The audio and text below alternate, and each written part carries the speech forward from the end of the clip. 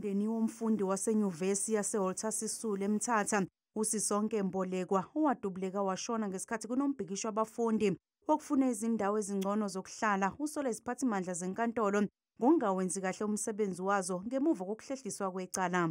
Ayizange yakhe yenzeka into ba imagistrate ibe ready, umthuthisi abe ready, igqwetha libe ready, even nomcuphi abe ready into ba ayosa i-evidence. Then into esibethayo nje qha yintoni yicourt uba kungabikho mbali. Ixelele uba ke lonto sisiwami kukhona abantu abangamelanga into abenza lo msebenzi bawenzayo apha ecourt.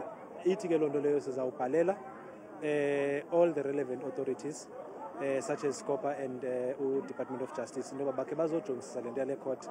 Umama kaSisonke uthi ukhathazekile ngokubambezeleka kwecala.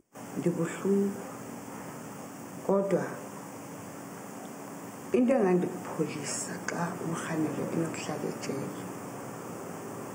abolele pha ejele andimrhaleleli kufa, rhalela uba ahlale ejele azibone iziphoso zakhe. Umndeni uthi uzophonsela inselele isinqumo senkantolo sokuvimbela abezindaba ukusakaza ukuqulwa kwecala.